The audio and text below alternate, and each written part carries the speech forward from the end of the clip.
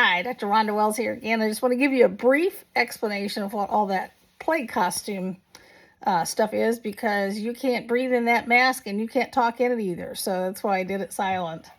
Anyway, the plague costume that I was imitating or trying to with my Halloween purchases here was actually from 1656. There were 3 versions of that same guy. It was apparently a Dr. von Schnabel of Rome. And this is the one I was trying to imitate, as you can see here. Move it over. This one was done by a German woodcutter on behalf of another illustration that predated his, I think by the same year, which the original drawing was from an artist in Rome and a publisher in Rome. And you can see it's a little simpler than the one that they ended up doing for the book, which is far more fanciful. Anyway, you can see here that he has the hat, and the hat here just identifies him as a doctor. This was actually a pretty good recreation that I found online.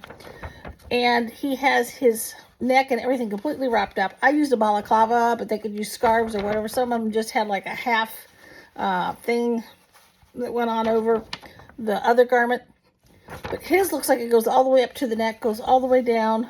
They would be made of linen or goat leather, and he would have trousers that would be tucked into these shoes or boots, and he carried the staff,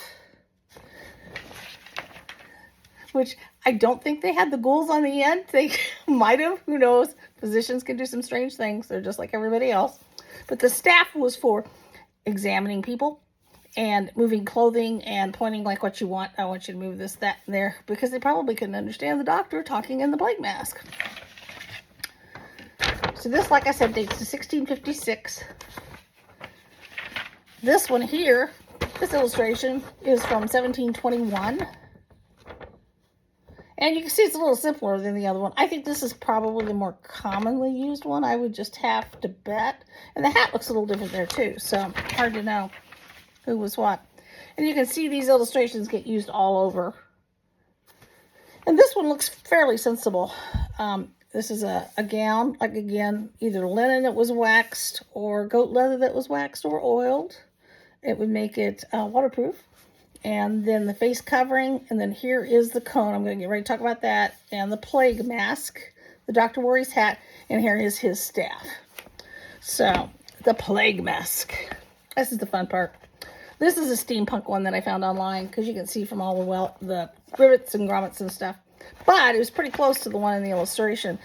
The deal is, unfortunately, they knew that the plague could travel via the air, but they thought it was because of bad smells, which they called miasma.